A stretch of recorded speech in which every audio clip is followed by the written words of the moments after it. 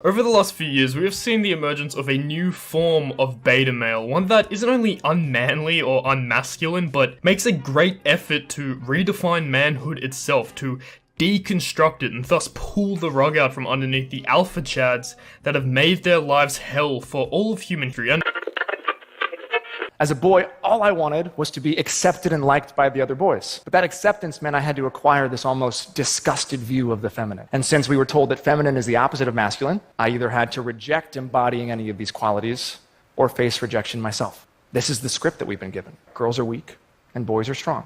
I came here today to say, as a man, that this is wrong, this is toxic, and it has to end.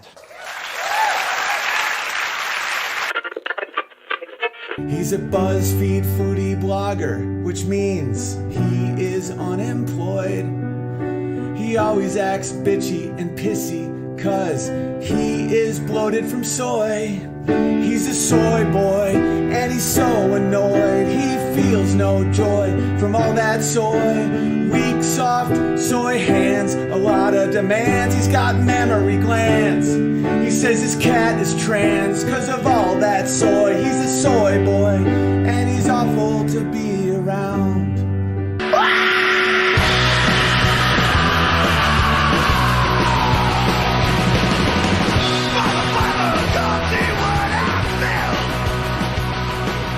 Welcome to Last Man on Earth. My name is Rex Berger. As always, I'm flanked by Matt Ralston. Matt was up all night watching the election results come in. No, not the 2018 midterms, but the apartment vote to see who would be the new houseboy for Enrique, the hunky Peruvian hand model living in Matt's building. Matt lost by 80 points, but has yet to concede.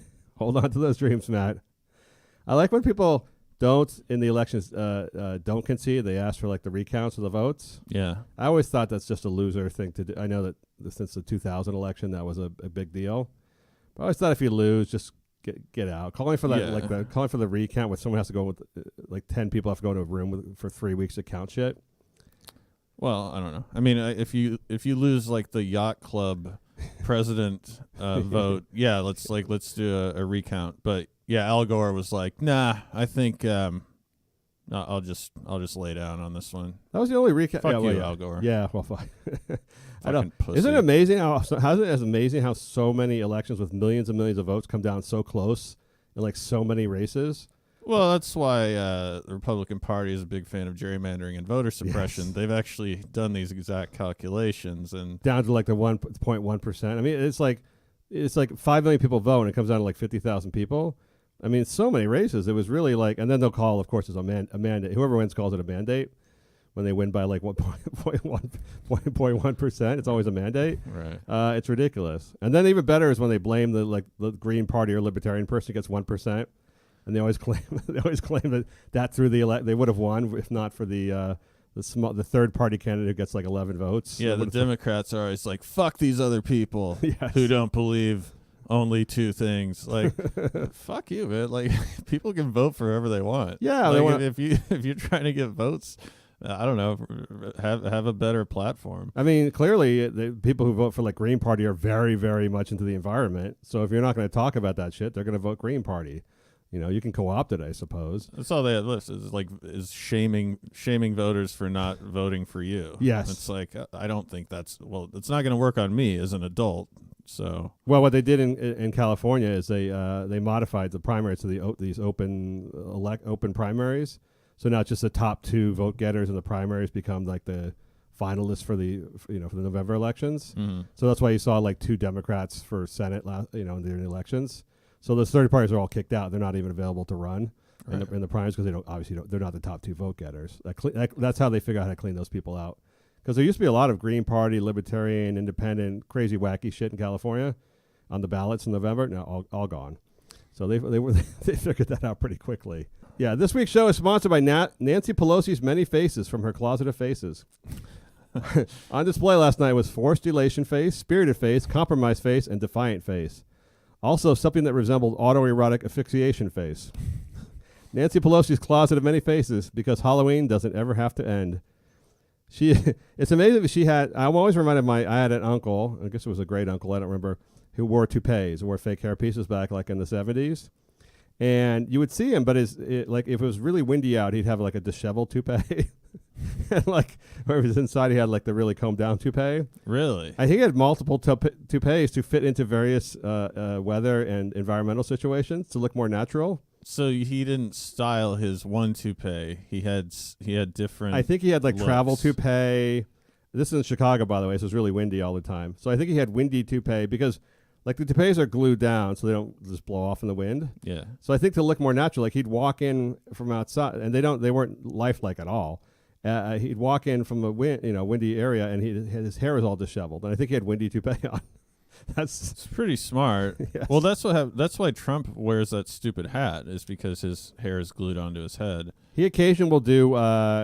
You'll see his hairstyle for different situations at times, where he does a slightly different look for different occasions. But Pelosi has actually I'm convinced she can't actually move her face once it's put into a position. Right. So it's like we won the House, they tilt her lips up and they like kind of move her and put her out there. And like what would happen if they learned like, we bad calculation, we lost the House. She'd be like, she'd have to like, have her handlers come and like work her face over, like massage it back into a sad face. It's not a bad theory. I also just got an idea for Shark Tank. Just got out of the shower / swimming pool toupee. Yes. So it's just kind of like Jerry curl. Yes. Like pre-wet. Like wet toupee? Yeah, wet toupee. Well, now the guys have that haircut for men where they have that curly hair that all looks the same. They always like, it's the most natural looking hair, but not necessarily for your head, just for somebody else's head. It's the exact same natural looking hair on every single person's head. So if you used to have like really tight curly hair, it might look natural on your head. But if not, you still get the tight curly cues on your head. Dude, I had a friend he was a Hindu, East Indian guy, and he started doing that charcoal spray shit. Whatever, really? Whatever that is. Yeah. Like spray paint. Yeah. And like I wasn't good enough friends with him to be like, dude, you need to like stop doing it. The spray on hair. He finally got a girlfriend, and then it just faded out. So she obviously told him at some point like wasn't working. It's only Republican politicians still do the comb over, as far as I can tell. They take like 4 pieces of hair and put it over the top of their head. Yeah, it's just gone. I'm happy we live in a time when men can shave their heads. You gotta go. If you're losing your hair a little bit, like Bill Maher does it right. He just he's not pulling it forward. Yes. It's like, I have a super receding hairline. I'm gonna pull it back. I'm not hiding anything, and like whatever. Go with the. I think it helps when you're James Woods when you can still get models. Like you still date models. You can be a little less self-conscious about your hair when you're still banging 20-something models. Well, it's just never. But I don't know. I think it's not going to work. There's no trick you can do. Well, no, I don't have any follicles. I think Michael Jordan figured out, because all the black athletes, their hairline recedes like at 25 years old. It's just to shave the head, right? Because when you shave the head, it's just not. You can't barely see the receding hairline unless you're Kobe Bryant. Yes. In which case you'll start fading it back to where your hairline is at the back of your neck. Yes, but it's still in the front, like in a weird like widow's peak. Not cool either. Basketball players, those guys go bald really early. I mean, you're like NBA guys, like in their mid-20s. They're all mostly have receding hairlines and bald spots on top of their heads. I think it's from all this. It says from all the sweating they do constantly. Well, my friend told me, who played. He's a white guy, but he played for LSU. He said that when you sweat, and he's kind of dumb, so like I don't know about this theory, but it did seem plausible enough that when you sweat out a lot of testosterone, and so that stays in your hair. So then, if you don't wash your hair, right, the testosterone will sort of eat up your hair. That makes sense. I mean, it's worse for the worst is like baseball players who wear caps all day long. Right, they go bald. Like there's not like there's barely a 30-year-old ball player, especially the white guys, who has hair on his head anymore. They all have huge bald spots by the time they're 30 years old. I had a dream I was bald last night. Fuck. Not the worst thing. Not the worst no, thing. Who cares? Yeah. But Nancy Pelosi face, does that scare you like it scares me? I actually had a nightmare about it last night. I didn't watch a lot of the coverage. But yeah, she does seem like almost like a female Chucky doll type of thing. Yes. An apparition. It's the Botox, whatever where they can't. I don't know if you've been watching that. Have you been watching Making a Murderer, the Stephen Avery part 2?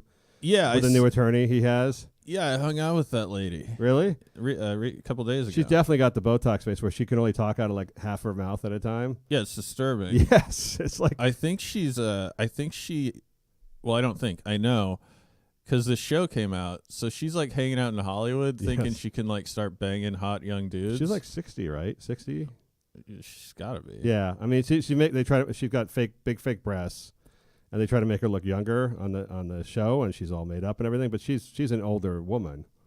So, yeah, she's got to be she's around between 55 and 60. Yeah, and she's got that palsy face kind of thing. I think it's just from Botox. Yeah, it's really funny to watch that show because I'm like, is this an accent or an affect, or is her face paralyzed? Yeah, and I don't. No. Based on the plastic surgery she's had, I'm going to say it was an intentional thing. It's not like an actual disease. But she can only move like half her face, half her mouth. It could be Bell's palsy. That's when half your face gets. It could be, but she also has clearly a full set of fake teeth. She has a huge set of fake knockers, which is odd for a woman of her age and her profession. And so and she's got the perfectly filed teeth, and then the big lips with the lipstick.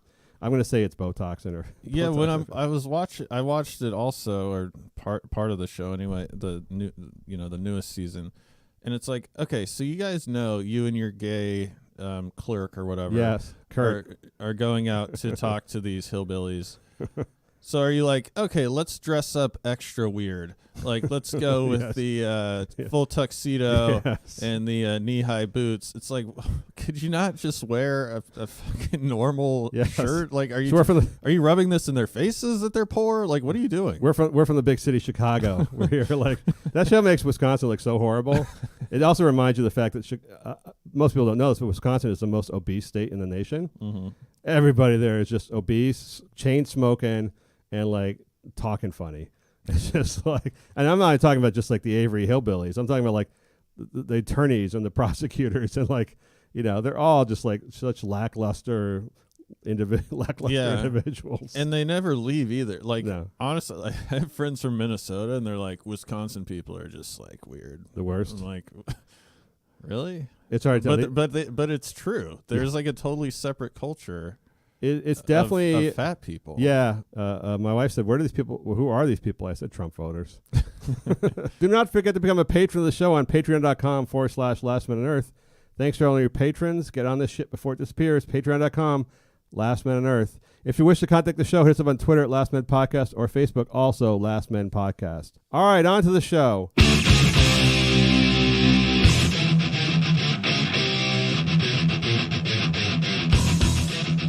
Matt, you are a big fan of apologizing for your toxic masculinity. I don't think have you come to grips yet with that masculinity is all toxic? Is there a good? I don't even understand what the term is supposed to mean.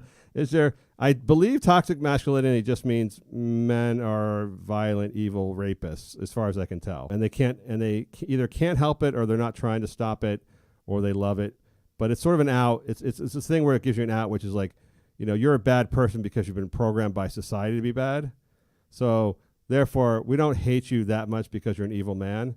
We feel sorry for you, but you need to change your ways. And that's where I have toxic masculinity. I'm not acknowledging the term. It's like, okay, so next time I'm dating a chick and she hacks into my email, yes, I'm gonna say that's toxic femininity.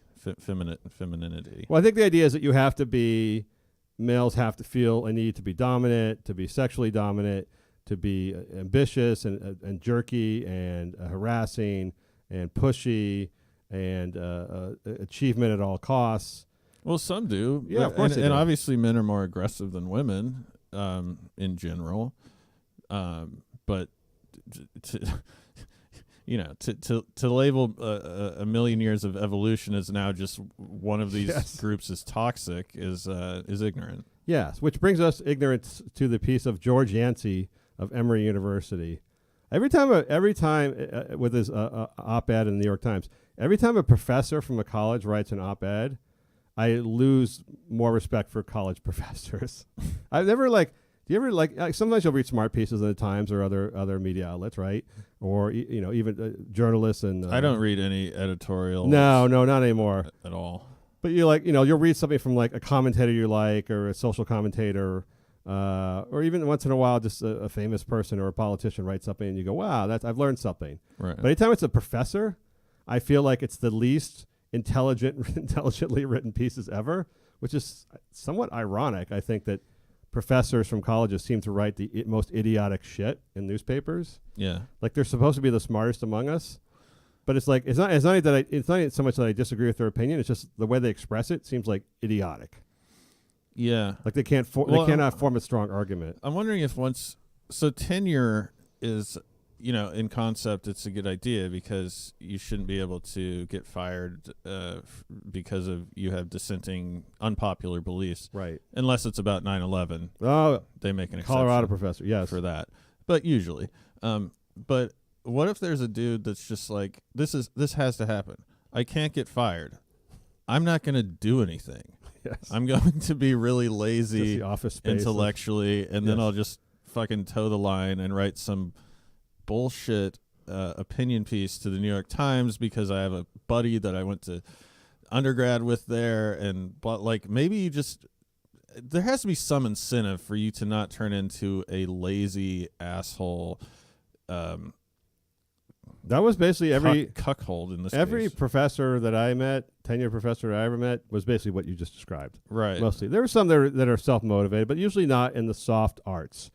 I mean, usually, like if you had an engineering professor or a science professor or people studying, cancer research, they seem very self-motivated. Yeah. But yeah, your lit professor, your humanities professor, all those people, the guys who are like in their late 30s but still want to play like frisbee, like on the frisbee teams. That want to play intramural sports. Remember those guys? Yeah. They're like, like you're 40. They had their kids like on camp, living on campus. They always want to play all the intramural sports. They're like, we had a lot of those guys. They're like forever students, basically. They were always working on their dissertations for like 15 years. And they just did a lot of frisbee golf. That's all I remember is a lot of frisbee golf. They usually have a pretty hot wife. Yes. They met when they were a teacher's assistant or whatever you call that. They eat in the dining hall. They eat in the dining halls. Yeah. So this guy, George Yancey, wrote, his piece was called #I am sexist. I hate this guy so much. Yes. And he wants all men. This is another apologetic piece, this time written from a guy who claims to be straight and married. We will wonder about that.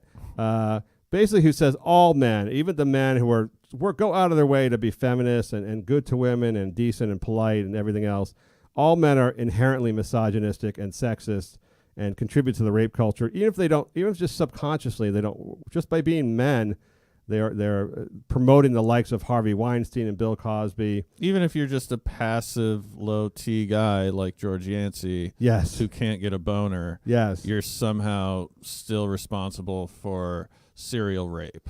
Yeah, like the way he described the name situation when he married his wife, like what name she would take, and like the whole like, who feels that such fucking anxiety over like what name my wife should take and what that represents historically in terms of the patriarchy. I don't believe him, by the way. I don't think he was preaching this 10 years ago. No. I think he's a fucking hack and a shill. And, I don't know if the New York Times, it's embarrassing that this was published in the New York Times because of the content, first of all, but because it's so hollow and rings so untrue. Like, so he's talking about being in junior high school and his friends are looking at a hot girl's ass. And we've all done that. We all know what that's like. I still do it all the time. You still look at junior high school asses? There's nothing wrong with it. And, women, they know what they're doing and whatever. That's if a chick's walking around in Daisy Dukes, you look at her ass. Yes. You're not allowed to touch her ass. And it's fine. It's a fine social contract. And so he's saying in junior high school, so not only is he lying in that he said, hey, why are you guys looking at her ass? Which is bullshit. Yes. Because he would have got his ass kicked Yeah. or just no one would hang out with him. Yeah. But he says, in quotation marks, why must you... What the fuck why must you look at her butt? So is that his revisionist history? It's so gay. Yeah. And I don't mean that Well, I mean, Well, I feel like what it is. No one talks like that. He's acting like he was in a Shakespearean play, so he's lying. Yes, and he's doing such a bad job of it that he can't even make it seem realistic. He's just a dumb liar. Revisionist. He's creating a revisionist history for himself. Well, it's weird. So what these articles always are is these guys are always like, I'm a great guy. I do all this stuff for women.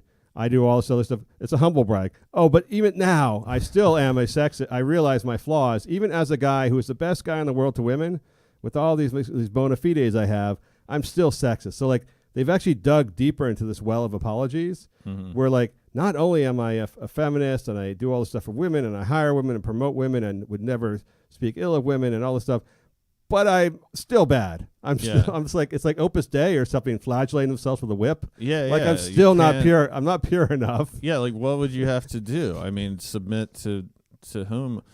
And I mean, I'm assuming he doesn't fuck his wife, or she fucks him. She fucks him with some kind of apparatus. But isn't the bigger? Do women like this? It just seems such like. It's so clearly false. No, when I got letters from the book from Man Rules, every letter and every woman I spoke to said they actually cannot stand these softy millennial guys, these beta males. They just can't. I mean, on paper it may seem nice, but they can't date these guys. Like they just can't stand how clingy and submissive and needy, emotionally needy, and how they have to ask permission for everything and. Like they need approval, and when it comes down to it, they're not. What these women figured out is the men aren't actually asking for the women's approval. It's all in an interior dialogue with these guys, right? Mm-hmm. They all want to be like, they're really not asking. Like they're not being deferent to women for the benefit of the women. They're being deferent to women for their own like settlements, like for their own like little anxieties and weirdness they have. Like they're just clingy, needy people, and for their own self benefit. That's what I mean. But they're like they're posing their own anxiety and like their I don't know what you call it, their beta maleness, their lack of masculinity, or their concern about it, as caring, sensitivity, looking out for the woman. Not gonna work, bro. Not only is it not gonna work, she doesn't want that. I mean, she doesn't want a rapist. She doesn't want a dude who like catcalls every woman, when she's walking with her boyfriend. But she wants somewhere in between. Like she wants a guy, women like cowboys. There's just no way around it. Women like strong men. They're drawn to strong men. I think they're also drawn to honesty. Well, yeah. To a certain degree. I mean, I think you can, as a man, you can civilize yourself somewhat. You don't want to be having dinner and you're like, I'd like to fuck that waitress. Yes. But. You can think it. You also... If you were to say, I'm not attracted to any other woman, yes. I'd be like, oh, shut the fuck up, like. But here's the overarching question, I think, for all these authors of these pieces of male apologists. What is the actual? If they're saying it's baked into the male genes, genetics, this like toxic masculinity or masculine aggressiveness or sexual aggressiveness or ambitiousness or just being an asshole, which we know a lot of guys are, by the way. If that's baked into the DNA. What is the actual solution to, you obviously criminalize rape or criminalize sexual assault. Are you going to criminalize like guys cranking their necks to see a big pair of tits? I believe it would have to either be genocide yes. or eugenics, where we start taking the testosterone or replacing testosterone at a young age. Like in New York, which never got anywhere, but remember that catcall video that was like 2 years ago? Yes. Chick just walked around, shaking her ass. The humble brag of all social justice warrior videos. Yeah, and guys would not stop looking at my ass. One guy was like, "How you doing this morning?" And it was like, "See." It's like, what? What the fuck are you talking about? It's like a Teamster saying hello. But they were trying to make it a crime to sort of, catcall, which. If they're considering how are you doing this morning a catcall, you are just criminalizing normal male behavior at this point. Well, that's where else do you go with where else? How we talked before the show, like in Singapore, if you spit on the ground, that you get like 15 beatings, like cane lashes. So like guys spit, some guys spit. I don't spit, but a lot of people spit just normally, and throughout human history, I'm sure people spit all the time. But they decide they don't want people spitting in public because it's gross. So if you get caught spitting, they like just beat you. Like the Singapore police just beat you. So nobody spits because it's not worth it because you're like, fuck, I'll just not spit because I don't want to get my fucking backside beaten. And so, yeah, you can raise the level of punishment to the extent that you modify natural behavior. But isn't that? I was thinking, isn't this the same way that like for eons, like gay people were punished? Like gay men are born, they fall in love, they have attraction to other gay men, and we criminalized that.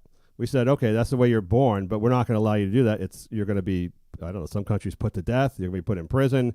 You're going to have to live in the shadows. Converted, whatever it is, because you're acting on your natural instincts. You're not hurting anybody, but you're acting immorally, even though you were born this way. So what you're telling men is like, you're born this way. Some women feminists will argue it's the way boys are raised, which has been completely debunked by science.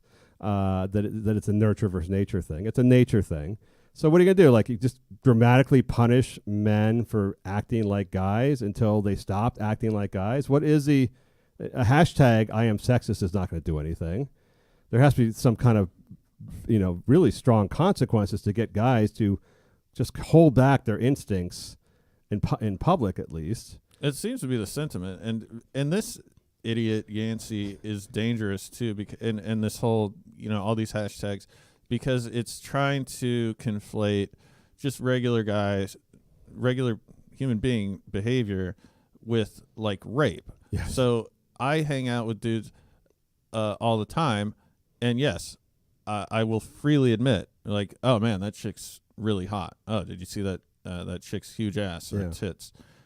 That is not in the same realm as I'm going to go rape her. It's not even to suggest. That's what these people are suggesting, and it's not only false, it's dangerous. Yeah, it's criminalizing normal non-violent behavior as like a precursor to violence. Yeah, like saying all of it is a precursor because Bill Cosby or Harvey Weinstein actually end up being so creepy they drug and rape women, that therefore the guys who actually catcall or make locker room comments or stare at Kim Kardashian's breasts are contributing to this. If they stopped doing that, like rapists would go away. Like that's they did the whole thing with porn. They've done studies for porn for decades and decades, and every study they show about porn is that porn doesn't contribute to violent feelings towards women. But somehow it's just considered in common culture that porn creates rape.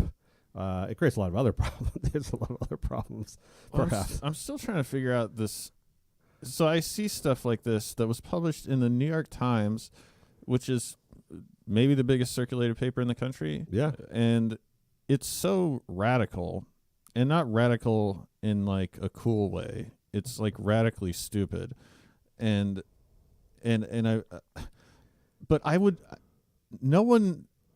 never meet someone that thinks this. There's such a disconnect between what's in the New York Times and if you were to read this, like if you're from Sweden and you were like, oh, let's figure out what's going on in America, you're like, oh, it appears that men feel really guilty about looking at girls' asses when they were in 8th grade.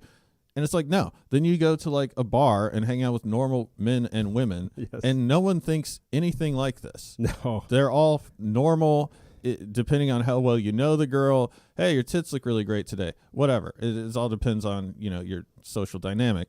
But no one gives a fuck, and no one thinks this, and no one believes it. So why is it on this platform in the biggest newspaper in the fucking country? What is going on? Like, why would you publish a long form op-ed in the New York Times that will not a single person who reads it will be moved or changed by it? I don't know. I think like 2 million people will read this, and not one single person will like be moved or changed by because it's so idiotic. It's so idiotic. So fucking insane. Who is in charge of? I meant to actually look at this because when you showed it to me, I got so angry. But I don't know who's in charge of booking the editorial page. Yeah. But I have to assume, and forgive me because I could be wrong, it's either some other like emasculated fool or just some young chick from Harvard with 5 degrees, like a doctorate in fucking television, that is just so completely disconnected with the real world and with justice, by the way. Yeah, I don't think this compares to like say a op-ed on Syria and the war in Syria and how we're handling things and the way we're joining forces with the wrong allies or bombing the wrong things or some meaningful piece. This is just a masturbatory Like, I wrote this piece. I'm apologizing. I'm getting credits, I guess, at Emory University for writing this. Yeah. But it has no impact on the world. No positive impact on the world whatsoever. No, and if you're going to publish something that's just like way out there, which this is, by the way, like there's so many topics. Like, like why don't we have? Why are we still using gasoline? Like, I don't know. I could go for a while, but. You sound like you're toxic masculinity, man. You're getting worse. How come you can't jerk off in public? Like, I don't know, just something that kind of makes you think. Like this doesn't make anyone think. The only thing it makes you think is this guy's a fucking fool. By the way, one thing you've never heard ever is a natural female instinct that is being demonized. There's never in the last 10 years with all this shit going on, you'll never hear like anybody writing a piece or talking about legitimately like a normal female behavior that might drive. I write these pieces all the time. Oh yeah, you do. Stop assuming that everyone's going to pay for your meals and drinks. Yes. That's dangerous. By the way, that is something that I think is actually thought provoking. Why do we assume we're entitled to free dinners and drinks? How come when a guy proposes marriage, he has to buy me a giant piece of jewelry that was mined by slaves in Africa? Wow, blood diamonds. Well, do you not? I don't want to sound. I was thinking more PMS. I was thinking more about PMS. How like PMS, when women go crazy from PMS, which is actually a natural hormonal thing, that it's like made to. It's been in the last modern times has been made to be like light and funny and mirthful and like. It's like it's the stuff of like, like people laugh at like a woman will throw shit at like a guy or it's scream. Like a sitcom thing. It's like a sitcom funny thing, whereas if a guy is aggressive like a male, whatever, it's seen as criminal and rapey and all sorts of and evil versus just like that's just how guys are, laugh it off. That's and by the way 50 years ago we probably did say that's just how guys are, laugh it off. But now it's become to the point where like, no, it's not funny anymore. We can't laugh at it. It's criminal. It's horrific. Everything women do is cute or funny. Everything guys do because they're guys is dangerous. Well, how about? And I'm probably on the higher end of the scale, but I have been punched and or slapped. Yes, I know. By roughly 10 or 12 women in my life. And I was only dating like half of them. So, in terms of the New York Times, why do women feel it's okay? Or that they're entitled to assault other people just because they're smaller. Did you see the video of the? Did you see that video of the chick in Plattsburgh, New York, who choked out the bouncer? No. Oh my God! You got to see it. I'll put it up on the site. This woman, she's a little tiny like workout girl. She's like 22 years old, 5 feet tall, bleach blonde, big fake boobs, but she's like 5 feet tall, literally 5 feet tall. I'm into it. You've seen those girls at the gym before, right? Love it. They like to do the deadlifts and stuff like that, but they're like 5 feet tall. Yeah, it's great. And they got the bleached hair and everything like that. So face is lacking a little bit. Yeah, a little bit to a lot. And and they always have some crazy backstory. So she was at a bar. She's SUNY, one of the SUNY colleges in New York. Bar. I think she just graduated. She's with her friend. And the video, you can see in the surveillance video, her friend like just playfully like taps her on the ass in the next bar seat over, her girlfriend. Mm-hmm. And she's like probably drunk. And she like turns around. And it was a joke, like, who slapped your ass? She turns around. The first guy she sees is the guy who turns out to be the bouncer in the bar. And she goes up. She tracks him down across the bar. It's all in surveillance video. Gets up behind him and puts a rear naked chokehold on him. And she's only 5 feet tall, but she's clearly trained in MMA or something. Because she put a perfect chokehold on this guy. Wow. And choked him out, and he dropped to the ground. And it's just like, and now she's being charged with like strangulation or whatever it is. So she like jumped, she was like piggybacking him? Yes. Oh and put the rear naked choke on him. That scares me. And I think the dude was like, the guy didn't react in the beginning, so I think he was just so surprised there was a chick on his back, like, choking him out. He was like, should I just throw this chick across the room? Yeah, and by the time he figured out what to do, he started losing consciousness, and she took him down to the ground. It was just a perfect thing, and they're like, like, write it off as like, just funny drunk chick strangling a dude. I'm glad she's being charged. I mean, if she'll get off, dude. She's that, well, whatever. At least she's got to a little hire a lawyer. Well, yeah. Well, if a dude did it, obviously he'd be going to jail for felony assault.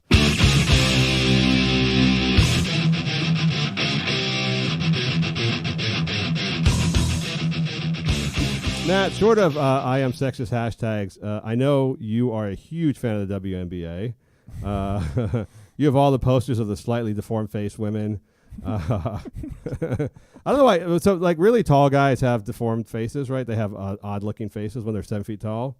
Well, you're talking about if you have a pituitary disorder. Well, yeah, and they all have. I mean, the giantism or whatever Like they the have. guy on the Clippers, Boban. Yes, Yeah, he's got the yeah. they have some weird looking facial You can, features. but Kevin Garnett, just because they don't all have. No, they don't all have it, but they have. Some do.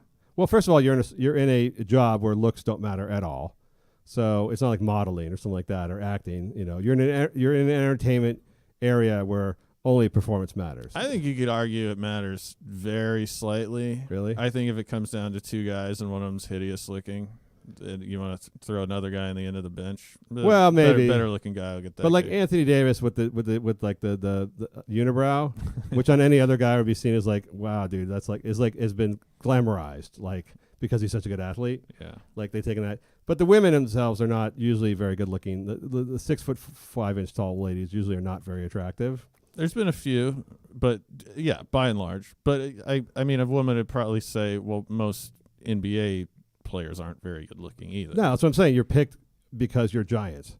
Yeah. So and you have good reflex, good eye-hand coordination, and you haven't died yet at 25. So the WNBA, unfortunately, Matt, is the ladies all got together and canceled their CBA collective bargaining agreement contract with the league after next year. Because they insist, and actually, by the way, I will say, I think this is a smart business move. They insist they're being paid unfairly compared to NBA players. Most notably, when it came out that the new G League is now offering $130,000 contracts to kids out of high school, players out of high school, so they can skip that fake year of college and actually go to the G League for a year and make $130,000 to pay their bills. Well, not just any. They won't take any prospects. No, but it's competitive. It has. Well, they haven't defined what it is, but essentially, it's going to be someone that has an incredibly good chance of being good in the NBA. So it's a farm system for the NBA, whatever that means. Yes, but they're paying them. They're going to guarantee them $130,000 as a contract for the year. But then these women, this union isn't understanding that that's not just. It's not your average high school like pretty good at basketball guy. No. It's like these are. It's only going to be like 20 or so guys. It's so they're all future NBA players. multi millionaires, give or take a few. Yes. So these are some of your top college basketball players. Or I mean high school players. Right. Guys who would have gone to like Kentucky for a year. Yeah. But they're not allowed to go to the NBA. And this is like their gap. This is like a gap year, basically. Yeah, there will be a few fuck ups, but they're all going to be first round draft picks. Well, so you say, Matt, and your average first round draft pick over the course of his career is going to make $25 million. But the WNBA players average would like you to know, Matt, that they would be glad to take those G League contracts because they can compete easily with those G League players. That's fucking laughable. It is. That's insane. That's why I'm they actually who said that? One of the WNBA players / union spokespeople said, okay, like, because the argument will always be like, okay, LeBron makes whatever he makes, and we make 1/10 of 1% of what he makes. But of course, we're not LeBron James. But now they're going like, even your G Leaguers make more than we do. We could obviously compete with your G Leaguers. But that's not true. No, it's not. Not even close. I don't think it's even close. Actually, it's not close at all. If they, by the way, if they could compete, and if so by this logic, next year I expect to see a lot of women playing in the G League. Yes, and doing very well, but they won't because they can't compete, and we all understand that. I mean, well, what they're saying, I think what they're saying is they know they probably can't play in the NBA, but they could play at the G League level. But since the G League is only giving it to players who they believe are going to be promoted to the next level, therefore they're not even allowed to play at that pay scale. But that's not even close to accurate. I know it's not. If the WNBA All Stars, you don't think Diana Taurasi can compete in the G League? No, me neither. No. I don't think so. Not even close. Of course not. Not even close. She would be playing against a guy who was a D1 really good player. Yes. And again, if she was good enough, she would have been playing not for the UConn women's team, but for the UConn team that people that men play for. Yes, and she'd have to be the best person on one of the best players on the men's team. Right. I can't even believe they're going there. And here's why I think they're smart, because they're starting to get favorable coverage in the media now because of the women's movement and everything else. And the whole theory, this guy in Forbes wrote an article in Forbes magazine and was promptly fired later on, saying that if you paid the women more money, it would up their game and their value. Because the whole point is that they're not worth a lot. These players in the WNBA aren't worth a lot to the bottom line. But if you paid them more and put more money behind their marketing and promotion and made them legitimate full-time basketball stars, that therefore the ratings would go up, there'd be more money in the league, and they would, earn into that money. No. I don't think so either. The league's already a loss leader. In short, I'm saying pay these women. That's what I'm saying. She's gonna go elegant about it. You need to be paid because you command the same respect. The game is just as good. People have to go and watch it. The NBA simply subsidizes the WNBA because they think it's good for their brand and they want more people to be into basketball and watch basketball. I don't know if you've ever watched a WNBA game. I've watched 1/4 of the championship game once. So as much as I could do. I don't know what the Staples Center leases for per day, per hour, but when there's generously 400 people there for a game, mostly lesbian girlfriends, family. You're losing a lot of money. So the NBA already loses money on this, and I don't think they care because the NBA is doing really well and they have a lot of money. But yeah, it's like I think they spend $25 million a year on it. It's a drop in the bucket. Yeah, but if you're gonna talk about now we need more. They're already doing you a favor, right? So I'm assuming your CBA representative, whoever that would be, the players rep, did the best job they could. So and so the players are now saying, well, the NBA, the players get 50% and the owners get 50%. So the way the WNBA deal works is they get 20%, the owners get 80%. Okay, and even if you got 50%, you still wouldn't be making very little money. What Carmelo Anthony is making, and the owners. I mean, losing money is tough to say, but they're losing money at 80%, right? And teams are folding. Right, teams are starting to fold up right now. Owners are dropping out, and teams are folding up, and people are leaving the league because there's no money in it other than the subsidy money. Yeah, and the only so some of the owners own the franchise. Because the NBA franchises are essentially sister franchises to the NBA teams. So like Dallas Mavericks have whatever the name. Oh, really? They own the men's team's owners own stakes in the female team? Sometimes, not always. But if you independently own one of those teams, you thought you were going to walk into the cocktail party and be like, I also own a sports team. Hi, Mark Cuban and fucking well, if you were Robert Kraft. Yeah, well, have you heard about the Comets? I assume you could buy a WNBA team for about, I don't know, $2 million, right? So like any wealthy lady, feminist lady, Beyonce, I'm sure could buy, a team, and Oprah could buy a team, and Reese Witherspoon could buy a team, or whoever, Taylor Swift could buy a team. It would be no money off their back. It'd be a nice little tax write-off for them. It's not like it's out of someone's league for pocket money for these wealthy people. So nobody wants to, smart people aren't going to invest in this because it loses money. I don't know what the argument, but let me tell you why I think it was smart they canceled the CBA, because now they have a full year to do a full-on media assault, like politically correct media assault about gender pay inequality. And I think at the end of the day, that's going to get them a lot more pay. So I think you'll find their minimums are at least the concession from the NBA and ESPN, who just don't want the bad press, will be to give them more money. So they're going to basically extort the NBA with pseudo intellectual nonsense. Yeah, they already had articles being written about, like that guy in Forbes who wrote, like, if just pay them more and they will earn into that pay. They will earn into that pay. When does that ever work? Never. But you're going to see a lot of look. It's saying gender. There's many stories are written about the gender pay inequality from legitimate media outlets about the WNBA versus the NBA, without any consideration for the business logic. And at some point, they're just going to say, like, okay, we gave you 80,000 before or 50,000 before. Just double it. Go the fuck away.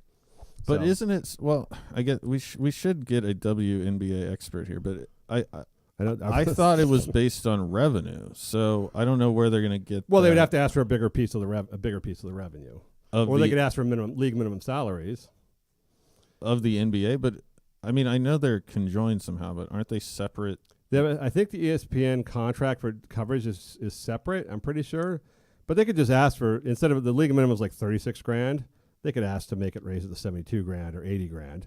So they're gonna get by canceling the CBA contract and going on a full court PR gender pay inequality campaign and getting some celebrities behind them and other people behind them. They're gonna just, that alone I think is gonna double. Well, I will be on the front lines campaigning against. Will you? Yes. Non-equal pay for non-equal work. It'll be carrying signs. You're gonna get beat up by those Brittany Griner and all those girls who beat each other up when they're pregnant.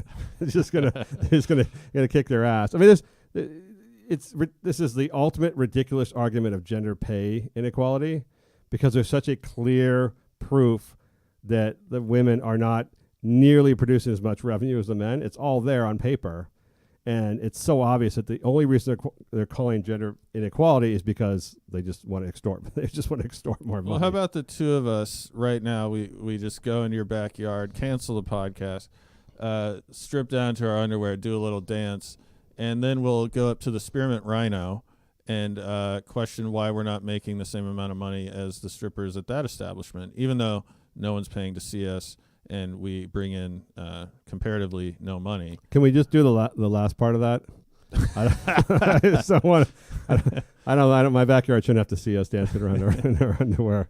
I have neighbors, I could be kicked out of this community. No, I agree. I mean, there is a male models. It's been something we talked about this before. Male models make a lot less money than female models do.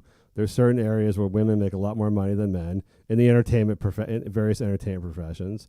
And it's all based on bottom line. I mean, Jennifer Lawrence used to make less than Bradley Cooper. Now she makes way more than Bradley Cooper per movie.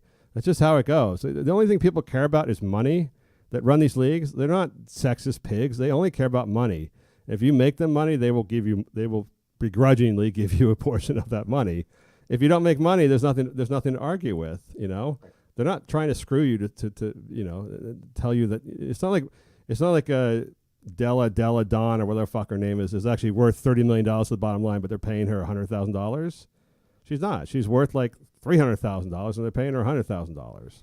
Yeah, it's completely retarded, and it's like saying, well, so what's a show that's doing well? Blackish, I suppose. Yes, fresh off the boat. Well, if we just gave that guy in cable access that rants about Jesus, yes. if we just threw like $20 million behind his show to kind of promote it, he'd easily be doing just as well as the Connors. Well, no, actually, there's a product involved, and I'm not saying any of those shows are good, but there's no analogy to compare. They meet some certain standard. Right. Where the women can't do. I would love now that the claims are made, I'd love to see the WNBA players compete against the G League players in a game. That'd be awesome. First of all, there'd be the issue of what ball they use. Are they going to use with the regulation size ball or the 3/4 size ball that fit the ladies' hands? I think the guys would say, we can use the women's ball. Yeah. Well, no problem. We don't care. And when that 7'7" guy from the Spire Academy is playing against them, they're trying to shoot over him. If the WNBA All-Star team, so combine both conferences, so they don't even have two conferences. Their first team all WNBA, if they played the main Red Claws, they would lose. The score would be roughly 108 to 20. I was gonna say no. Don't discount those girls hitting those 3-pointers.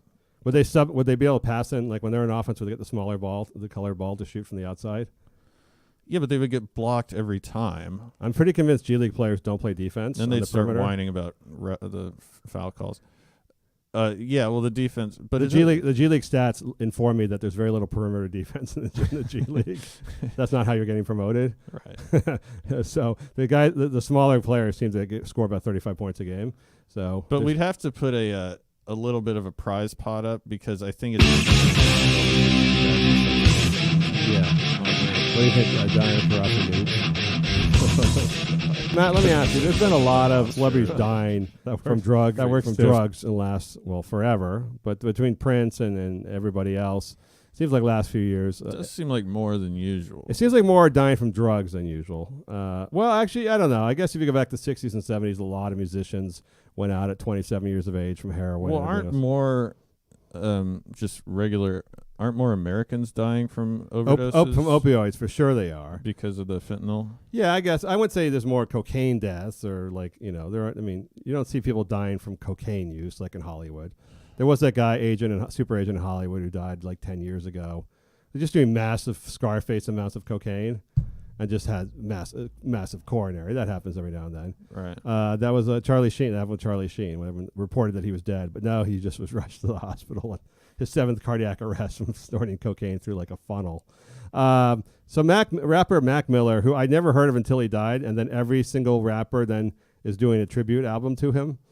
So I think I'd heard of him. He was pretty popular. Yeah, but it was like, it was like the minute he died, he had 40 best rapper friends who were all now doing tribute albums to him, which I assume is for sales. There's like, that's a new thing now in hip hop this year, is they're all releasing Mac Miller tribute albums. So even if I didn't know him, I'd still release one. I guess we'll do better. So he died, and his cause of death was listed as a accidental overdose of cocaine, fentanyl, and they call it ethanol, which is liquor. Was ruled accidental. And these things are always, as you mentioned, natural causes. They're ruled accidental. They're never listed as suicide or some sort of criminal activity. So I wonder, like, how much drugs do you need to take? Like, and not just like, smoking way too much weed or even maybe doing cocaine, but mixing in fentanyl, which we know is just an incredibly dangerous drug.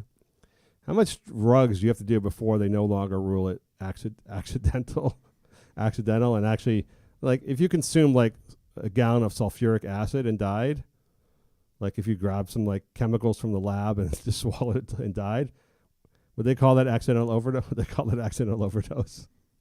Yeah, I don't know. I mean, so if you have the fentanyl, I'm assuming, I'm not an expert on this, but no one's just popping straight fentanyl. That means you're just doing a bunch of other drugs that have the fentanyl cut into them, right?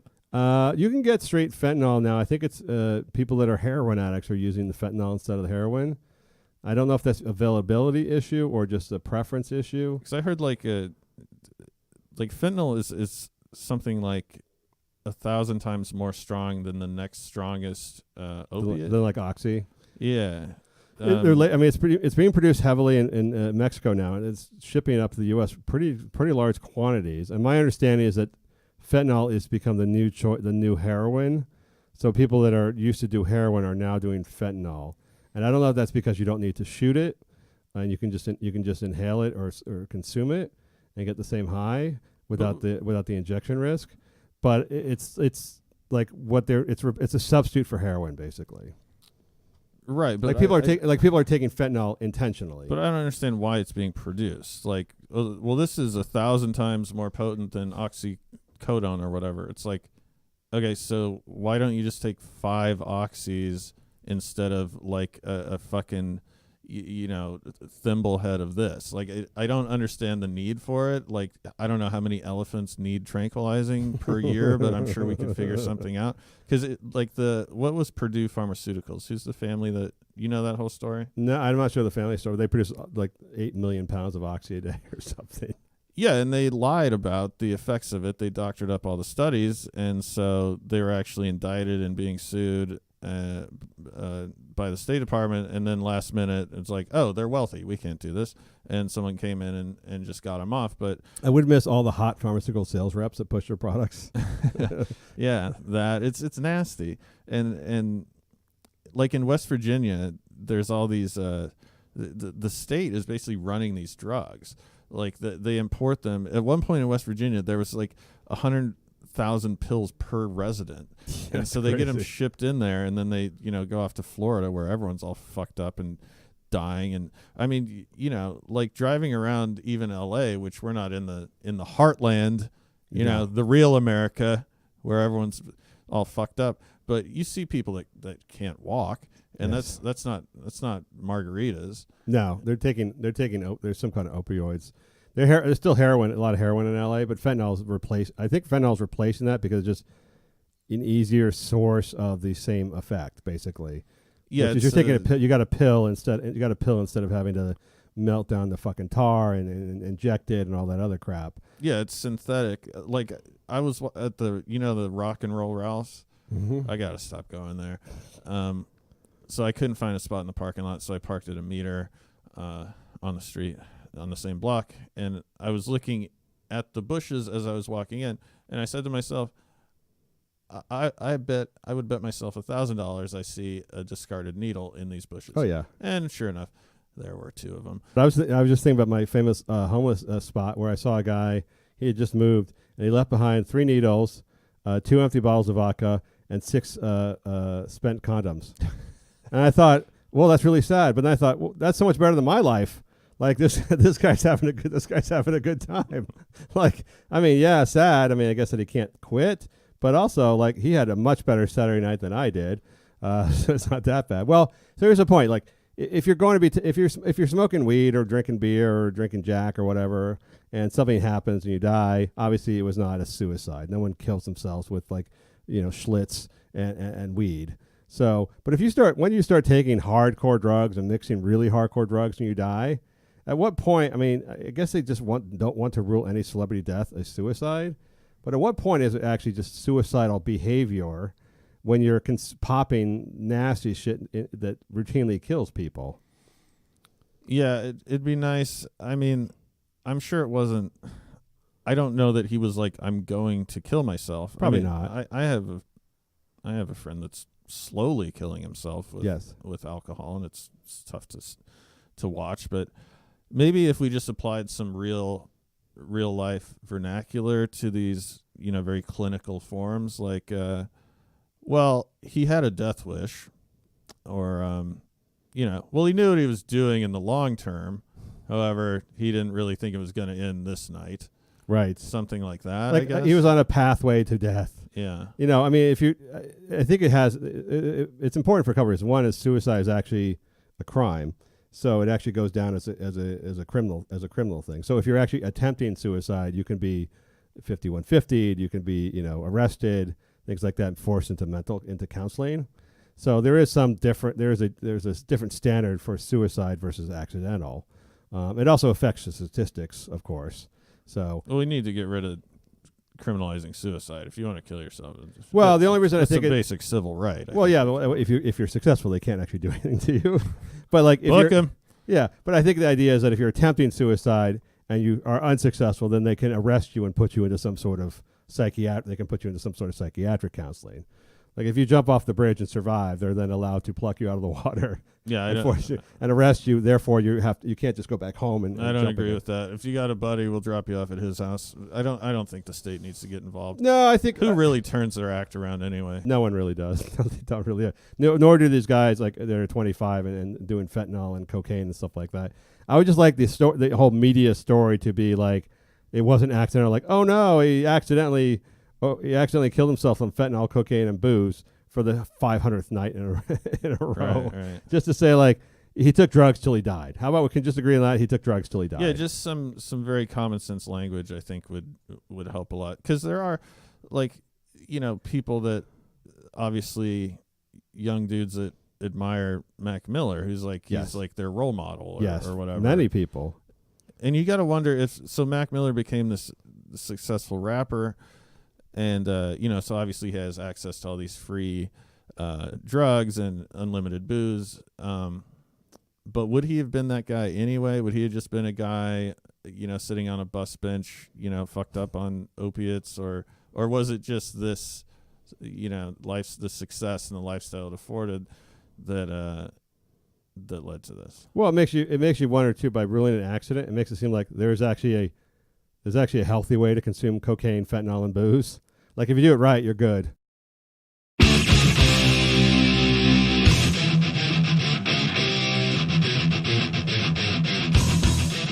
Matt, we got an email about from Roman about a fat woman you love. Into the big and busty ladies. Although I don't know if Rebel Wilson is actually. It's weird when there's like fat women who aren't busty. That really throws me off. I always feel sorry for those ladies. Yeah, is she not I don't know. I mean, maybe she's not. I just doesn't show Yeah, herself look it off. up. Yeah, look up.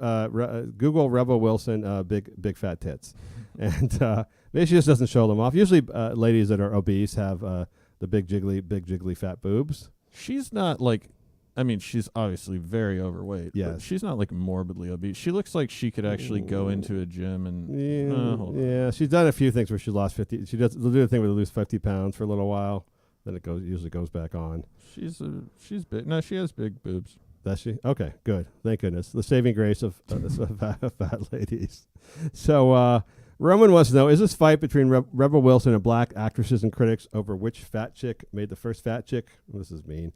Made the first fat chick rom-com going to end with a truce at the Golden Corral. So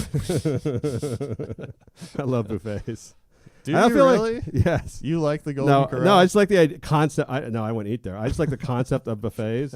I like the fact that we live in a country where we acknowledge that people overeat, but then we glorify not just buffets, but like food eating competitions and like overindulgence and like things like that. Like it's like people love buffet. Like you go to Vegas, people love buffets, and somehow they have not made the connection between all you can eat food and like the obesity epidemic in the country. Like there's just a huge disconnect. They glamorize, like the buffet is glamorized, but like the fact of what it does to you, like fentanyl, booze, and cocaine, like it's just glamorized as food. Excessive indulgence of low end fatty food. Yeah, and there's got to be people like I go into a buffet and I eat like a normal person. I like salads and omelets and stuff.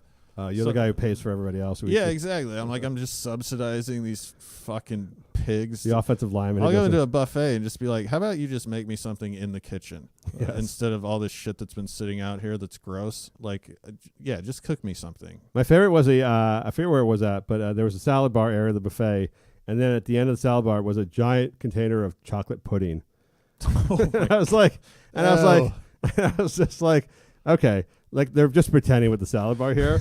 It was like kind of grabbing a couple of croutons or whatever, and at the end, the big thing of chocolate pudding. So, and they put it in the salad bar area, so you can look like you appear to be in the salad bar area while ladling in chocolate pudding. If you're eating pudding past the age of fucking 5, that's awesome. Well, they always have the soft serve machines like that. So here's what happened. So Rebel Wilson. Sorry, go ahead. Rebel Wilson, who's the fat Australian girl from all the Pitch Perfect movies. If you're a fat lady, you have to be saucy. It's very important to be saucy and bawdy. In every movie they put her in, she's like kind of rapey. She's like, yes, I'm gonna suck your dick, and the guy's like, he's always kind of turned off. Yes, I've seen her in like 10 of these scenes. It's somehow funny that the fat woman is sexually aggressive. It is funny, but it's like also, it's weird if you weirdly demeaning. In a certain way, like I'm fat, therefore I'm going to be a slut. Yeah, I'm really horny because I'm fat. That whole thing about like being horny obese woman is like a stereotype that A, I bet doesn't really exist, and B, it's kind of it does it? It exists. Really? Oh wow, man! Yes. After we go off the air, I want you to tell me some stories. So she made this movie. She's in this movie called "Isn't It Romantic," which is a rom-com. She's a fat woman who gets transported into a rom-com world. It sounds awesome, doesn't it? And she has to live in a rom-com. Where am I? You're in the emergency room. This isn't an emergency room. This is a Williams-Sonoma. Making my way downtown. It looks like somebody's put a beauty filter across New York City. 911, what's your emergency? Someone's broken into my apartment and they've taken everything and replaced it all with much nicer stuff. So imagine that, Rebel Wilson in like the role of like the leading lady in a rom-com. This is like the most horrible premise for a movie. I try to think of how a woman thinks of what movie they want to see, and then I think that it still sounds fucking horrible. It still sounds fucking horrible. So she's in, like she is a real life, that saucy Rebel Wilson girl, like very like feminist, forward, progressive. But then she's transported into the cutesy world of like a rom-com where she has to endure all the rom-com tropes that women do in rom-coms. I'll give it a chance. It could actually be funny. No, it would be horrible. If it was meant to be good, they would have put Melissa McCarthy in the role. That's my belief, because she's actually a good actress. Yeah. So when they did like the movie Spy that she was in, or other movies where she has to like sort of transition from fat, dopey girl into like sort of normally sexually active woman, she actually can pull it off. Right. I've never seen Rebel Wilson do that. But anyhow, so Rebel Wilson went out, and of course they had to promote this as the first, whatever they didn't call it obese size, so the first plus size female lead rom-com. And Rebel Wilson was all over the social media, promoting it as you've got to see this groundbreaking first heavy-set female in a rom-com lead. And immediately, every single black person on Twitter, mostly film critics and movie people and social commentators went, well, wait, no, Queen Latifah made that fucking holiday movie 15 years ago, where she's a fat woman who leaves her job. She thinks she's dying, goes overseas and falls in love. It's a rom-com. And Monique, I think, was on the Martin Lawrence show. She's a heavy-set black comedian, also made a traditional rom-com 10 years ago or more. And they started calling out Rebel Wilson and saying, change your slogan about what you're saying, because it was these black fat ladies who were first in rom-coms. And Rebel Wilson responded by blacklisting, no pun intended, shutting off the accounts of all the who follow her, of all the black people. She just blocked everyone. She blocked every black person basically who was criticizing her. And by the way, if you know how black Twitter works, they're very aggressive. Yes. So it's not like she got the one response. She got 1,000 responses with you lying bitch. Here's, and they always say, here's the receipts. And they show the screenshots of her saying, because later on Rebel Wilson kind of denied that she did it, and so they had all the screenshots of them being blocked and her, her being nasty to them and stuff like that. And then they got into white privilege, which I don't quite understand exactly how it fits into this situation, but black Twitter loves to say white privilege. Doesn't matter. But here's the thing. Isn't this the dumbest argument ever? Because they're fighting over who was the first fat chick in a movie that nobody really wants to see. I will say this: the Queen Latifah movie wasn't that bad. The holiday movie. Well, I would, because she's actually a fairly good actress. Yeah. Who doesn't like Queen Latifah? Everyone likes Queen Latifah. But I would argue. I mean, Queen Latifah now is she's getting up there in age, right? She's probably 50. She's probably 55 years old. Yeah. So now I would like to argue what constitutes fat. So Queen Latifah was never petite, obviously, but she if you weigh 180. She looked like she was in shape. Really? I mean, compared to I just don't know what constitutes plus size. Plus size.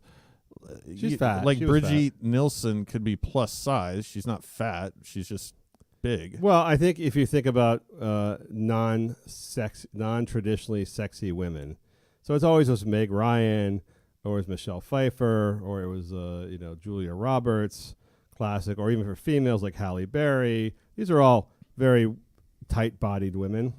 Yeah, but then who could wear bikinis in the movies, or but those are all especially small women. So look at Charlize Theron, who's probably bordering on 6 feet tall or around there. Extremely tall. Has some delts on her. No one's calling her plus size, are they? No, although she doesn't really actually. No, but she doesn't actually do rom-com. She doesn't do ratio. rom-coms. She does badass action. She does usually badass action films. So, and she's still fairly slender for her size. She's still fairly slender for her size. These are heavy set women. No, I'm just playing devil's advocate. These are women who are not going to be on bathing suits by the pool and at the clubs where you hang out. Well, why didn't Rebel Wilson I don't blame her for just blocking everyone, because who wants she's doing a junket tour. She doesn't have time to argue with fucking losers on Twitter. But what's wrong with just saying losers? Are you calling Essence magazine critics? Movie critics and losers, Matt? Yes. But what's wrong with just saying, actually, you're right. Yeah, there was. Queen Latifah's great. And I'm not the first, clearly, but it's just still groundbreaking, whatever the fuck, empowering, groundbreaking, whatever fucking great made-up words they want to use to have a fat chick in a romantic movie. Right. I think the bigger problem here is not who did it first, but why the fuck they're making the movies. Because from what I've been reading, for all those people who go oh yeah, for all the fat lady. I mean, first of all, who wants to see fat women or fat men for that matter? As you've mentioned many times, there's not going to be a Kevin James sexy profile piece. They're not going to do Kevin James as the sexy male lead. He never plays sexy male lead. He plays goofy, funny male lead. Yeah, he plays schlubby loser blue collar guy. It wasn't like Paul Blart was supposed to be was a hot guy. He plays him as a goofy fat guy. Yeah. You know, John Candy, all those guys. They always played these characters as goofy. They never played him as sexy. But who would? But besides a few large set women, who wants to see large women in the movies?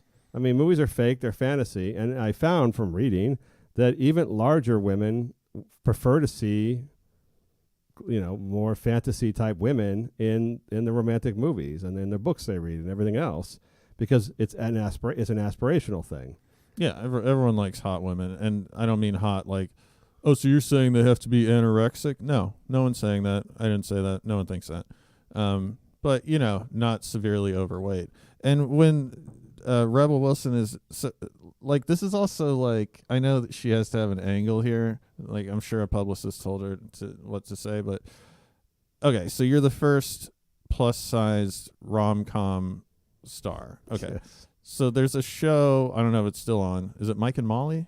What's the show with the two fat people? Melissa McCarthy and what's his name? Billy Gardell. Yeah. I want to say Mike and whatever. Mike and Molly. Yeah. Mike TV and show. Molly. I don't think it's on anymore. Okay, but that was a sitcom that came out far before this rom-com. So it's like, at what point it's like, well, I'm the first fat person to star in a suspense thriller alongside Liam Neeson with, you know, themes of the Civil War Reconstruction era. Like, okay, you're not the first fat person to act. No. So, although there are very few fat women working, and there's very few fat women working in A-list projects. That's true. And there's not many fat guys working in A-list projects, unless they're the comedic relief. But there's just very few roles for fat women in Hollywood. I mean, that just goes without saying. There just aren't a lot, other than the fat friend. There aren't a lot of roles and leading roles. Well, that's because people are not attracted to fat people, Yes. and the reason they're not attracted to fat people is because people are attracted to health. Yes. People are attracted to, you know, genes that symbolize vitality and going forward with the human race. And when you see someone who's at the pudding section of the salad bar, yeah, they're ill. I mean, you don't see a lot of actors walking around with a dialysis machine in the scene either. But don't you see them doing their 60-second workout, like Ashley Graham doing their workouts at the gym? Well, here's what I read from fat women. I learned a lot about fat women. When they dream, when fat women, and this is not everybody, it's generalization, but when fat women dream about romance and falling in love, they don't dream about being fat and falling in love. Like, that's not, to them, is not realistic. I mean, they might fall for like the goofy guy, whatever, but they don't dream of like Bradley Cooper wanting to be with them while they're fat. What they dream about is losing weight and then being hot and then getting a guy. So that's why in the romantic comedies or romantic movies or novels or whatever they're reading, they want to have normal-sized women who fall in love, because that's their aspiration. Their aspiration is not to stay fat and fall in love, because they don't believe that's realistic. Their aspiration is to lose. Their first aspiration is to lose weight. Then their second aspiration is, once I lose weight, I'm going to look amazing, and these dudes will be all over me. That's how their fantasy works. So they don't want to see fat women who have given up. Like, to them, that's such a non-believable storyline that I can still be fat and you know, whatever Hollywood leading guy is going to fall in love with me. Right. So that was kind of opened my eyes a little bit to this, which just means there's no natural audience for this film, which means it's just a fucking look at virtue signaling piece. Look at us, we have a fat girl leading a rom-com. It's funny we're talking about this, because I actually, like, this week I was kind of like depressed about other shit, but I was on Bumble. You know Bumble? Speaking of where fat ladies go, Bumble is so.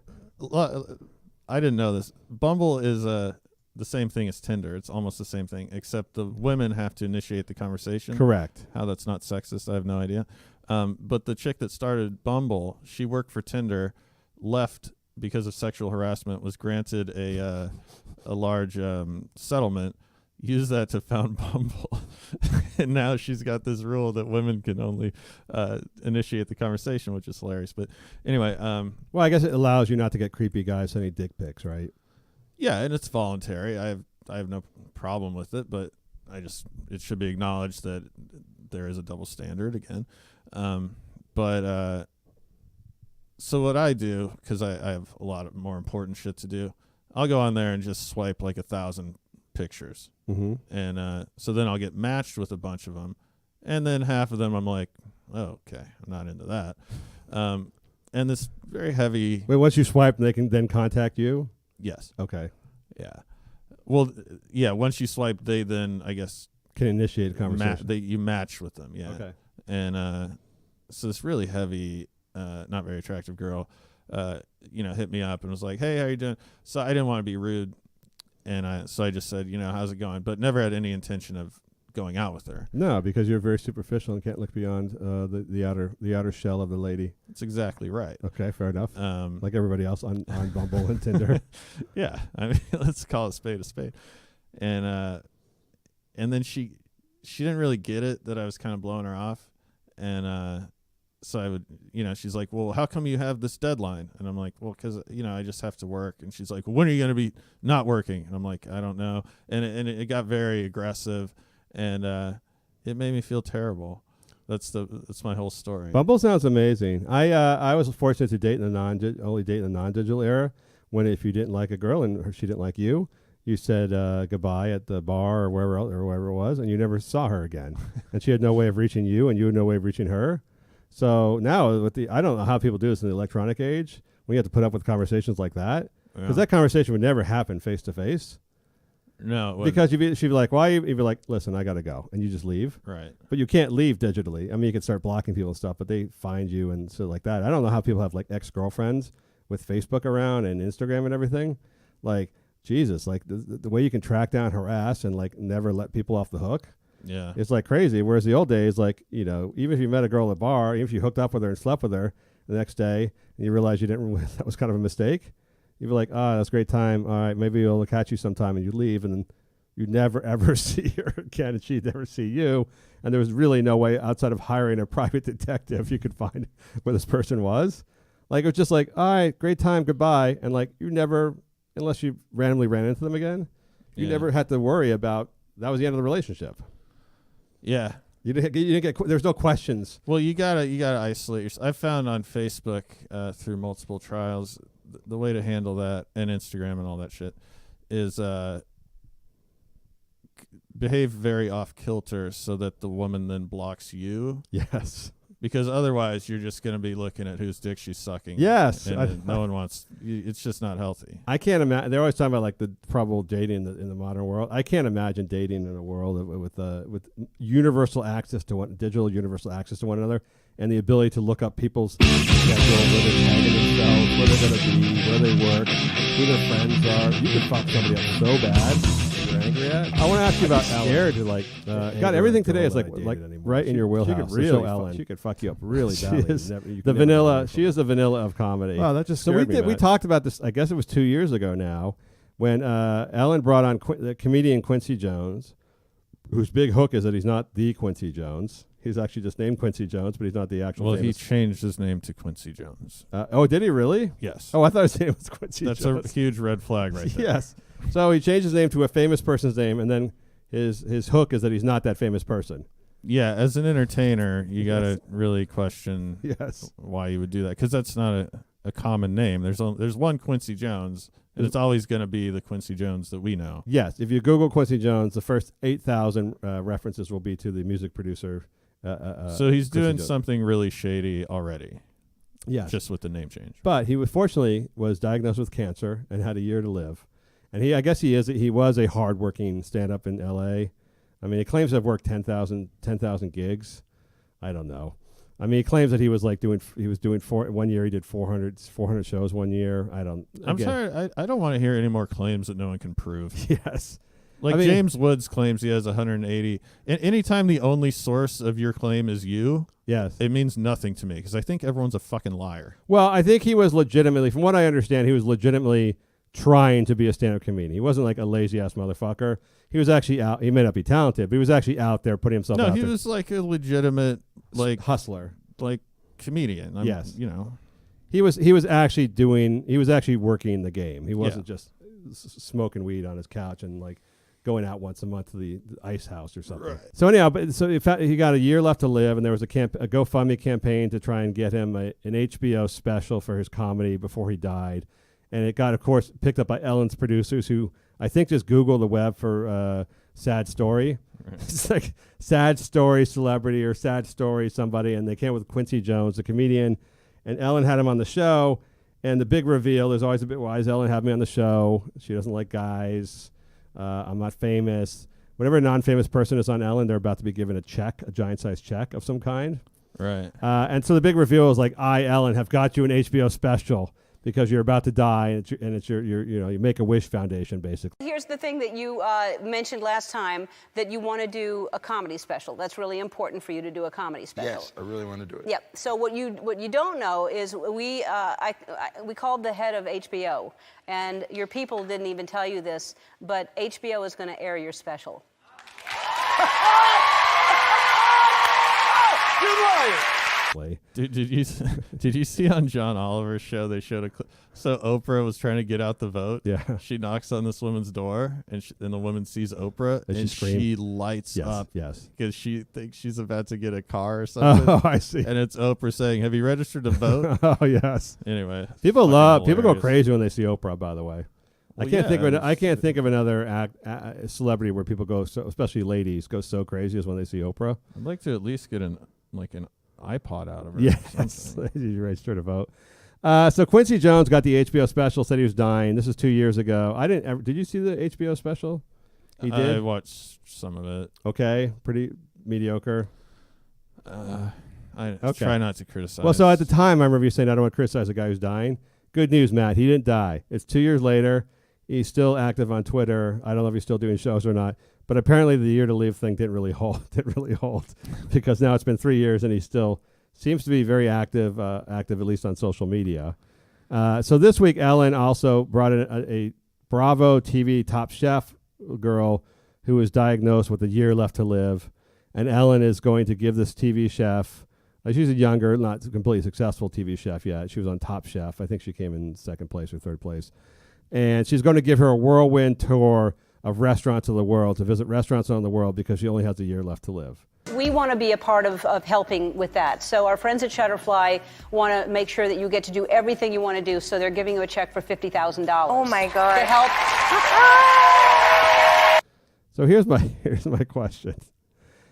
Isn't a year left to live too long to actually start doing these like Make-A-Wish things? I feel like probably the kids who are given the Make-A-Wish are dying.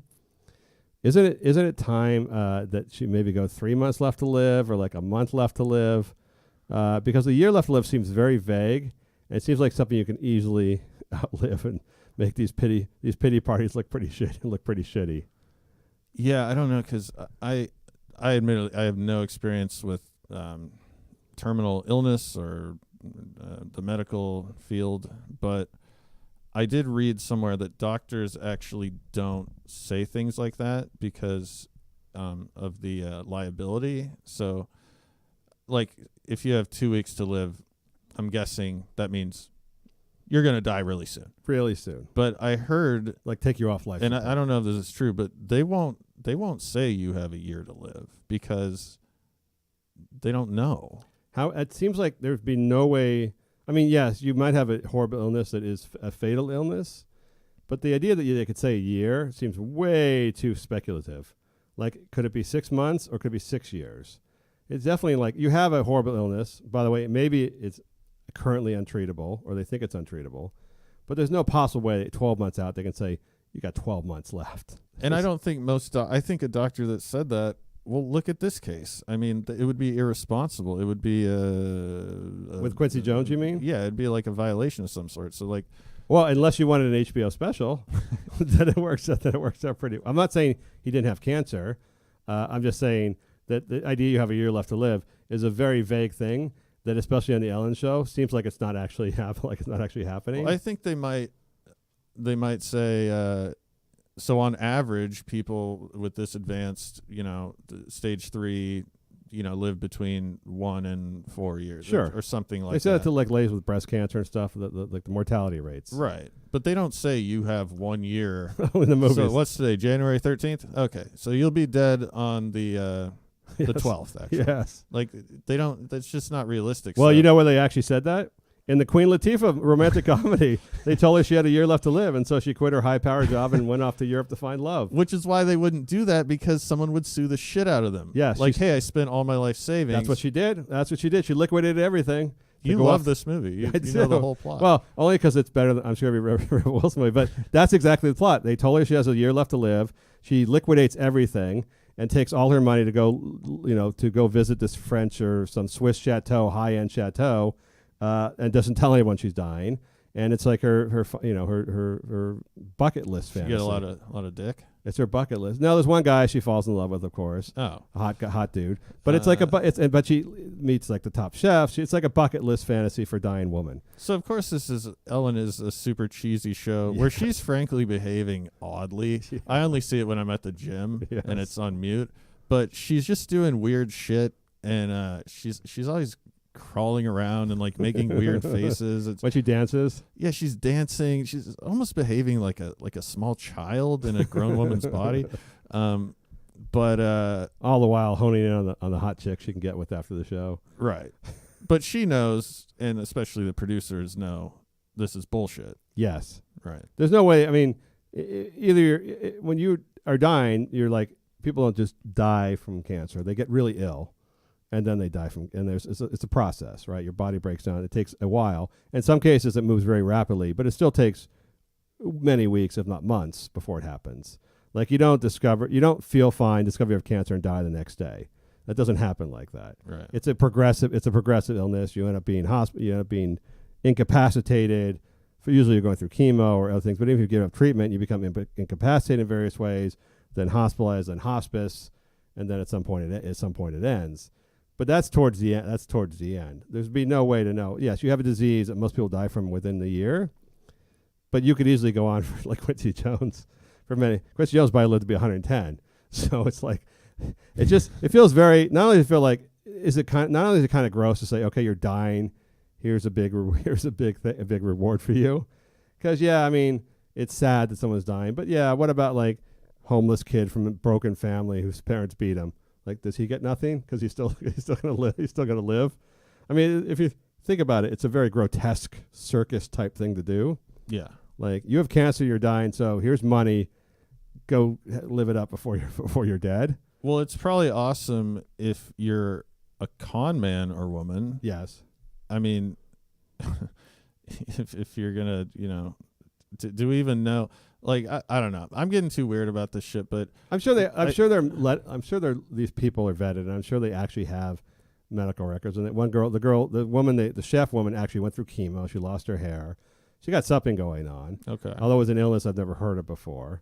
I mean, she claimed she went in for shoulder pain, and they discovered this weird variation of cancer that is basically unstoppable.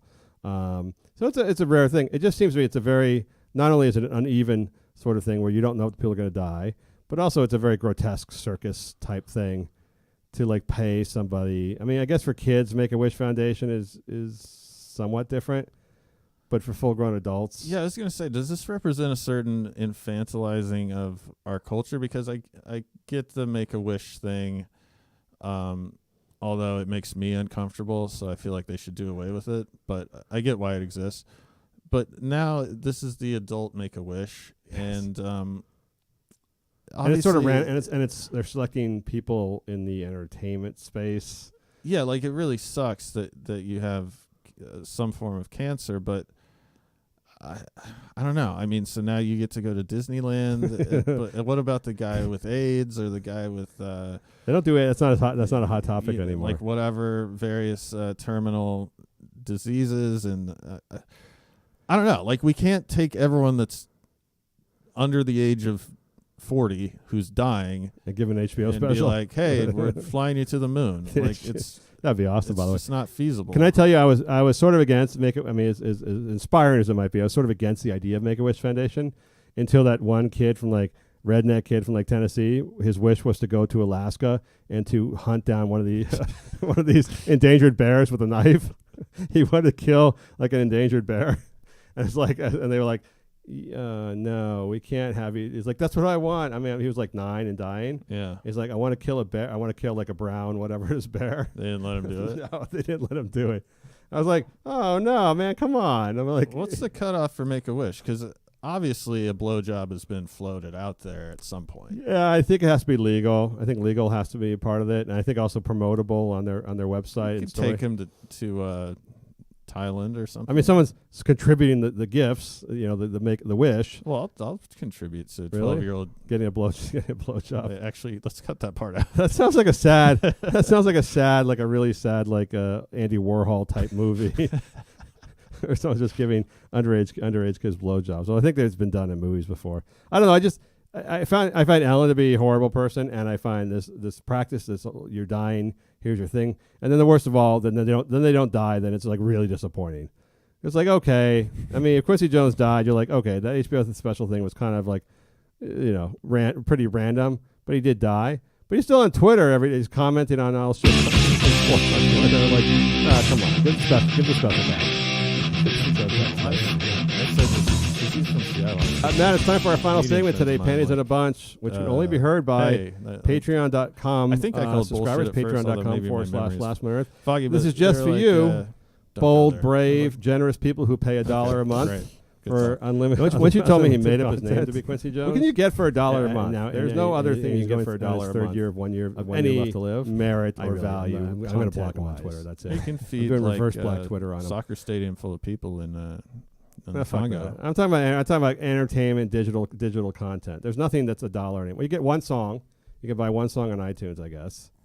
Actually, they're $1.29, $1.49 after new releases now. Well, it's always quantified as a cup of coffee. You know, they used to say in commercials, like, you can get all this insurance for the price of a cup of coffee. Not Starbucks. But now, a cup of coffee is what, $4? $4 now at Starbucks. People going I was thinking if people go every day to Starbucks, like 240 working days a year, they're spending $1,200 a year just on that coffee. Not to mention all the logistics around it and time waiting in line and like that. That's a big commitment to coffee. You know what's $1 is a pack of Skittles. Yeah. They're good. They're not good for you, but so if you'd rather have a pack of Skittles for the whole month, you could have like what, one Skittle every fourth day. Yeah, this isn't what they are. I was very disappointed, by the way. So every year I steal my kids' Halloween candy, and I always go into they hide it, so I have to go in the rooms in the middle of the night to find it. And I go in the middle of the room. I go in the room and I just grab into the bag and pull out candy. Because that's the way I steal things. I'm very, very clever. And I pulled out, I went in, I stumbled, stepped on some shit, hurt my feet, all this stuff, brought out what I grabbed, and it was a pack of ranch dressing flavored sunflower seeds. What? And I was so pissed. I wanted to, the next day, I asked my kids which houses they had gone to. I wanted to, go find who passes out ranch flavored sunflower seeds on Halloween. I'd rather get the razor blade and the Snickers. I could at least probably take the razor blade out. That's fucking bullshit. That is I was like, what? I went all the way in there. I did all this stealthy Mission Impossible shit. And I grabbed the fucking thing and I thought, okay, it's going to be Skittles or something. It was ranch. By the way, Hidden Valley ranch flavored sunflower seeds. Combination of two things everybody loves. Yeah. Sunflower seeds and Hidden Valley ranch dressing. And I would assume it's some like health nut family that's like vegan or some shit or whatever, and they're like, this is a healthy alternative that's just as good, and it's sunflower seeds covered in MSG and fucking synthetic whey protein or whatever they use to make the ranch powder, disgusting. Point being, it's probably not. Yes, I was thinking that, or they run like a convenience store or something like that, and nobody bought that shit and it was expiring. So they just pass that out. Some people will empty out their cupboards with shit on Halloween. Who are these cheap? This is in your neighborhood? Yeah. These cheap bastards? Oh, no, not in my neighborhood. We actually trick or treat. We go to the even nicer neighborhood to trick or treat. You live in a really nice neighborhood? I do, but I go, just by the way, I go to an even nicer neighborhood to trick or treat because they give out a shitload of candy. So the gay dudes, by the way, rich gay dudes will give out amazing. Wait, where do you go? Only a mile away from here. Okay. But there's a lot of celebrities and other people in the street and everything. And they're just wealthy people. First of all, they deck out their houses like crazy, which is cool. They spend a lot. It's like people in LA don't celebrate Christmas because they're not crazy. They're all Jewish. Well, they're either Jewish or they're irreverent or they're gay or counterculture or whatever. But for Halloween, they go nuts. Like Halloween, you live in West Hollywood. Halloween is the biggest time of year. Yeah. So they go into the costumes, they go into the decorate the house. They will spend thousands of dollars and countless weeks prepping their houses for Halloween. And by the way, they also give out full-size candy bars. Like not the Halloween candy, but like the real, like, Snickers is like the real Snickers, like the real bar. We had one family that did that in my neighborhood growing up, and we brought 2 costumes so we could double back to the full candy bar house. Well, when you're an adult, you can't. They won't. It's considered rude. You can't do it. You can't go to the house and get candy when you're like 40 years old. But if you have kids, you just steal their candy, and then you give them all the tricks to get more candy. So they got a lot of candy. But there's someone on that street fucking packed in those ranch flavored sunflower seeds, and I want to find them. And I don't like to confront people generally about non-mortally dangerous things, but I want to just ask them why. Why? I want to know why you did this. You got to factor in maybe, they underestimated how much candy they needed, and they're nice enough people that they then just raided their pantry for stuff. Oh, how about the people that leave their candy ran people out? that don't want to either leave or don't want to deal with it, they put the big bucket of candy outside and tell them put a sign that says just take one. You've overestimated humanity. Oh my god. Oh my god. It's like there's a race and everyone knows which people get sophisticated. Actually, it's really smart. So like I live in a nice neighborhood. We go to an even nicer area to go trick or treating. But then also in LA, being LA, people from like not so nice areas come to those same places now. They drive a distance to get there, because it's just a huge score. Right. I mean, it's just like, and the people there are rich enough, they don't care that people are coming from like, the hood to take their candy. They don't give a shit. So it's kind of nice. It's kind of nice actually to see kids from like, sort of bad areas getting actually really nice bags of treats, except for those fucking sunflower seeds. So, all right, Matt, that's our show for today. You have something you wish to pimp and promote, something you're selling, or thing you're doing with the 12-year-old boys where you're giving them blowjobs before they die. That 12-year-old boys. No, nothing really. MattRalston.net. I wrote a thing bashing a certain political party, and I hope it's Republicans. The Matt Ralston on Instagram. I'm trying to get on Instagram more because that's if you're single, you got to be on Instagram these days. Really? Is that how you meet ladies? But wouldn't the lady who would contact you on Instagram likely be insane? Oh no, but you can message anyone on Instagram. You don't have to be like friends with them. Oh, really? So it's not like Twitter? Yeah, it's not like Twitter. Really? Yeah. You can direct message like any hot girl? Yeah, that's why I honestly think that's why Instagram is like more popular. Probably because it's less annoying too. But yeah, you can just message anyone on Instagram. I believe that 90% of Snapchat traffic is underage high school girls showing their breasts to their friends to become popular. And the minute they started cracking down on that, Snapchat is going away. It's going away. That's driving like 90% of their business.